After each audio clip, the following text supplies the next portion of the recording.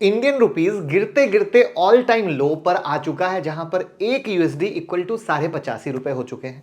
और यही रेशियो 2 साल पहले एक यूएसडी इक्वल टू 62 रुपए के करीब हुआ करता था, यानी 62। तो अब एक बड़ा सवाल है कि आखिर ऐसा क्यों हो रहा है कि इंडियन रुपया इतना गिरता जा रहा है।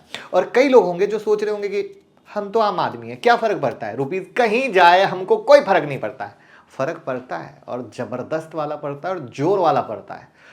हर एक आम आदमी की जेब पर फर्क पड़ता है। और स्पेशली पता है, जो मिडिल क्लास लोग हैं ना, हम और आप जैसे, वो तो इस बात को समझ भी नहीं पा रहे हैं, और उन पर तो और पड़ता है, और परेशानी दिन रात बढ़ती जा रही है।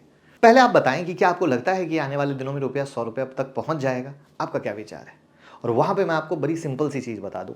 और अगर आपने मेरी पुरानी वीडियो देखी हो, मिडिल क्लास खत्म, और अगर ना देखी हो तो देख लीजिएगा, जहां पर हमारा कंजप्शन गिर रहा है, जीडीपी गिर रही है, उन सब के पीछे, और स्टॉक मार्केट से तो आप रिलेटेड है ना, जो एफआईआई माल बेच रहा है, सब के पीछे कारण है रुपए का कमजोर होना।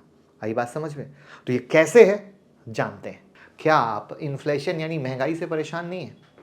क्या आपको लगता है कि ये ऐसे ही बढ़ गया है? इसके पीछे भी रुपया गिरना एक बहुत बड़ा कारण है। सिर्फ महंगाई नहीं, बहुत सारी प्रॉब्लम है इंडिया में सिर्फ रुपया गिरने की वजह से। सो आज की वीडियो में जानेंगे क्यों रुपया गिर रहा है, कैसे इसके गिरने से आपका जेब कटता जा रहा है, और सबसे इंपॉर्टेंट चीज, क्या हो सकता है इसका सॉल्यूशन। तो आपकी जानकारी के लिए बता दूं, आप और मैं मिलकर भी एक स्टेप अगर उठाएं तो गिरते रुपए को कंट्रोल कर सकते हैं। वो कहेंगे कैसे? तो चलिए जानते हैं, शुरू करते हैं। और चैनल को सब्सक्राइब करके बेल आइकन हिट कर लीजिएगा, तो मज़ा आएगा, अपडेट मिलती रहेगी। तो सबसे पहले ये समझने की कोशिश करते हैं कि रुपया क्यों गिर रहा है। और ये समझने के लिए आपको ये समझना पड़ेगा कि आखिर कौन डिसाइड करता है इस करेंसी के अगेंस्ट इस करेंसी की वैल्यू कितनी होनी चाहिए, राइट, या इतनी होनी चाहिए। तो आपको बता दूं, ये डिसाइड करता है करेंसी एक्सचेंज, और ये एक्सचेंज पर डिसाइड होता है डिमांड और सप्लाई से। एक एग्जांपल ले लेते हैं। अगर यूएसडी का डिमांड ज़्यादा है तो यूएसडी की वैल्यू बढ़ेगी, और हमारा रुपया जो आईएनआर है उसकी डिमांड ज़्यादा है तो आईएनआर की वैल्यू बढ़ेगी। यही तो है ना। तो रिसेंट टाइम में क्या हो गया, हमारे आईएनआर यानी रुपए की डिमांड कम हो रही है और रुपया गिरता जा रहा है। तो ऐसे में आपके मन में सवाल आ रहा होगा कि आखिर कौन से फैक्टर हैं जिसकी वजह से रुपये की डिमांड घट रही है और यूएसडी की डिमांड बढ़ रही है। तो इसको समझते हैं। लेकिन यहाँ पर अब पता है, कुछ लोग बीजेपी, कुछ लोग कांग्रेस कर रहे होंगे। यहाँ पर बीजेपी कांग्रेस करने से सॉल्यूशन नहीं होगा, ध्यान से सुनने से होगा। पूरे दुनिया में यूएसडी एक बेंचमार्क है, यानी सारी करेंसी को यूएसडी के अगेंस्ट में मेजर किया जाता है। होता क्या है, मान लीजिए आप रसिया गए, तो रसिया से कुछ इंपोर्ट कर रहे हैं, तो ऐसे केस में आपको पेमेंट रशियन करेंसी में करना होगा। लेकिन आपके पास रुपीस है जिसको एक्सचेंज करने की ज़रूरत है। तो सबसे पहले आप अपनी करेंसी को यूएसडी में कन्वर्ट करेंगे, फिर उसको रशियन करेंसी में कन्वर्ट किया जाएगा। तो यहाँ क्या हुआ, ध्यान से समझिएगा। आपने रुपया सेल किया, उसको यूएसडी में कन्वर्ट किया, फिर रशियन करेंसी बाय किया, और यहाँ रुपीस सेल होने की वजह से उसकी डिमांड कम हुई। यूएसडी में कन्वर्ट किया, वहां उसकी डिमांड क्या हुई, बढ़ी, साथ में रशियन करेंसी बाय किया, यानी रशियन करेंसी की डिमांड भी यहां क्रिएट हुई। तो ये पूरा साइकिल इस तरीके से चलता है, जहां पर आप किसी भी करेंसी को, यानी किसी भी देश की करेंसी को इस तरीके से कनेक्ट कर सकते हो डिमांड और सप्लाई के बेसिस पर। यहां दुनिया के किसी भी कोने में चले जाएं तो यूएसडी का इंपैक्ट बीच में आता ही आता है। सो रुपया के गिरने का प्राइमरी रीजन यहां पर हमारे देश के हिसाब से क्रूड ऑयल का बढ़ना तो है ही। Indian brent crude oil import करता है, जिसके लिए इंडिया को रुपीज सेल करके फॉरेन करेंसी बाय करनी होती है, जिससे रुपए की डिमांड घट रही है। अभी अगर हम आज की डेट में बात करें तो ब्रेंट क्रूड $75.22 पर बैरल तक पहुंच गया है फ्यूचर ट्रेडिंग में, और इस बढ़ते प्राइस की वजह से ज़्यादा रुपया सेल करना पड़ रहा है। हाइयर ऑयल प्राइस से इंडिया के इंपोर्ट कॉस्ट बढ़े हैं, क्योंकि इंडिया एक नेट ऑयल इंपोर्टर है, और इस वजह से डॉलर की डिमांड बढ़ जाती है और रुपए की वैल्यू गिर जाती है। अब इसके अलावा दूसरा मेजर फैक्टर है ट्रेड डिफिसिट। किसी भी कंट्री का इंपोर्ट अगर एक्सपोर्ट से ज़्यादा है तब उस कंट्री की करेंसी डिप्रिशिएट होती है, और ऐसे सिचुएशन को ट्रेड डिफिसिट बोलते हैं। नवंबर 2024 में इंडिया का ट्रेड डिफिसिट $37.8 बिलियन था। इसका मतलब है कि अगर इंडिया $100 बिलियन इंपोर्ट कर रहा है तो $62.2 बिलियन ही एक्सपोर्ट कर रहा है।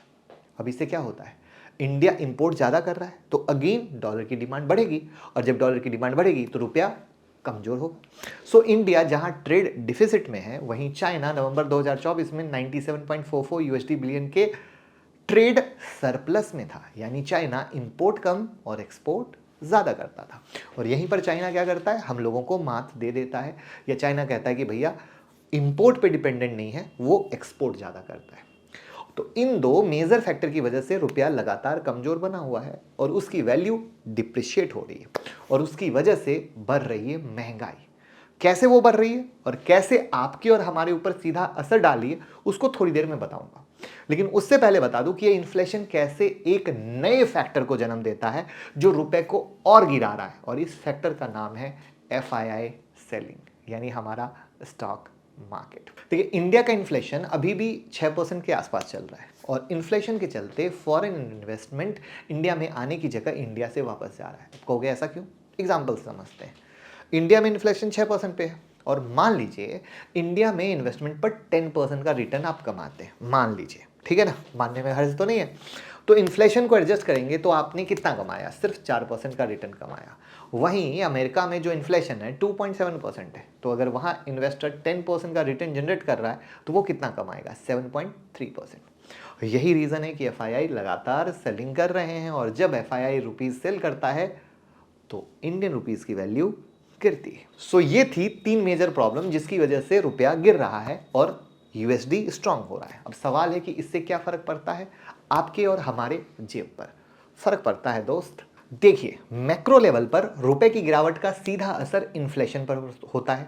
जैसा कि मैंने पहले ही बताया कि ट्रेड डेफिसिट में है हम, यानी हमारा देश, जिससे इंडियन रुपीस कमजोर हो रहा है। इससे होता क्या है, जो भी गुड्स इंपोर्ट होता है उसको बाय करने के लिए ज्यादा रुपया पे करना पड़ता है, जिसकी वजह से इंपोर्टेड गुड की कीमत बढ़ जाती है और इंडिया में इन्फ्लेशन बढ़ता है। और इन्फ्लेशन का असर आप देख ही रहे हैं, 6% के आसपास है। इस इन्फ्लेशन की वजह से कंजप्शन स्लो होता है और GDP स्लो ग्रोथ करती है, जिसको हमने इस क्वार्टर में एक्सपीरियंस भी किया है। सो रुपीस का डिप्रिशिएशन होने से उन सारे सेक्टर में प्रॉब्लम देखने को मिलती है जहां हम इंपोर्ट पर डिपेंडेंट हैं। आप देखो, महंगाई भी आ गई, कंजप्शन भी स्लो हो गया, GDP भी गिर गई, मतलब सबको बर्बाद कर दिया। लेकिन सिर्फ एक पॉजिटिव चीज है, वो है एक्सपोर्ट बूस्ट। कमजोर रुपया से इंडियन एक्सपोर्ट ग्लोबल मार्केट में ज़्यादा कॉम्पिटिटिव हो जाते हैं। इससे इंडियन गुड्स और सर्विस की डिमांड बढ़ती है, जो एक्सपोर्ट अर्निंग को बूस्ट कर सकती है। इंडियन IT इंडस्ट्री गिरती रुपीस की एक सबसे बड़ी बेनिफिशियरी में से एक है। लेकिन अभी हम ट्रेड डिफिसिट में हैं, जिससे एक कॉमन सिटीजन पर इसका ज़्यादा असर पड़ेगा। अब एक सवाल आता है, चलो मान लिया कि रुपए के गिरते वैल्यू से एक आम जनता पर प्रॉब्लम आ रही है, तो RBI को क्या करना चाहिए? फिर इनको कंट्रोल करने के लिए कुछ तो करना चाहिए ना। और हम एज अ इंडियन सिटीजन क्या कर सकते हैं गिरते रुपए के वैल्यू को कंट्रोल करने के लिए? राइट है ना। तो RBI कुछ स्टेप जरूर उठा सकती है रुपीस के गिरते वैल्यू को रोकने के लिए। तो पहला है डॉलर बेचना। RBI फॉरेन एक्सचेंज मार्केट में डायरेक्टली इंटरवन कर सकता है और अपने फॉरेक्स रिजर्व से US डॉलर बेच सकता है। इससे डॉलर्स की सप्लाई बढ़ती है और डिमांड कम होती है, जिसकी वजह से डॉलर वीक होता है और रुपया मजबूत। और इंडिया का फॉरेक्स रिजर्व कुछ महीनों में अपने ऑल टाइम हाई पर था, और अब RBI रिजर्व से डॉलर बेच रहा है ताकि रुपीज डॉलर के अगेंस्ट और डिप्रिशिएट ना करे। खैर, ये थी RBI की बातें। तो जैसा कि वीडियो के शुरू में मैंने कहा था कि हम एकजुट होकर क्या कर सकते हैं रुपए को गिरने से कंट्रोल करने के लिए। एज अ हिंदुस्तानी हमको विदेशी ब्रांड छोड़कर स्वदेशी ब्रांड को अपनाने होंगे, यानी इंडियन, मेक इन इंडिया। इससे क्या होगा, हम इंपोर्ट कम करेंगे, इंपोर्ट पर डिपेंडेंसी घटेगी, और जब हम इंपोर्ट कम करेंगे तो रुपया सेल नहीं करेंगे, रुपए की डिमांड बढ़ेगी। साथ में अगर हम इंडियन ब्रांड को कंजम्पशन ज़्यादा करेंगे तो इंडियन ब्रांड एक्सपोर्ट भी करने का सोचेंगे। इससे अगेन रुपए को फॉरेनर बाय करेंगे, जिससे अगेन रुपए की डिमांड क्रिएट होगी, जिससे रुपया स्ट्रांग होगा। यानी सिंपल भाषा में बोलूँ तो इंडियन रुपीस तभी स्ट्रांग होगा जब एक्सपोर्ट बढ़ेगा और इंपोर्ट कम होगा। और इसके लिए हम सारे इंडियन और सरकार सबको एक साथ मिलकर काम करना होगा। हमको इंडियन ब्रांड पर फोकस करना होगा और ग्लोबल कट, और गवर्नमेंट को मैन्युफैक्चरिंग पर कैपेक्स करना होगा, तब जाके हम रुपीज़ को स्ट्रांग बना पाएंगे। वरना रुपीज़ 100 के पार चला जाएगा और हम सिर्फ देखते रह जाएंगे। तो अगर आप चाहते हैं कि भैया इंडियन रुपया और ज़्यादा ना गिरे, तो प्लीज़ इस वीडियो को शेयर करें, जिससे लोग अवेयर हों, लोगों की एजुकेशन बढ़े, लोग समझ सकें कि मामला क्या चल रहा है। जो मैंने कहा था ना, बीजेपी और कांग्रेस करने से काम नहीं चलेगा, बल्कि वो समझ सकें, अपनी आवाज़ को रेज कर सकें, और अगर सरकार के खिलाफ भी आवाज़ उठानी है तो उन्हें बता सकें कि भैया हम भी सबल हैं, आप भी कीजिए, और बेहतर हो सके, जिससे एक स्ट्रांग इकोनॉमी बना सके। तो जय हिंद, जय भारत।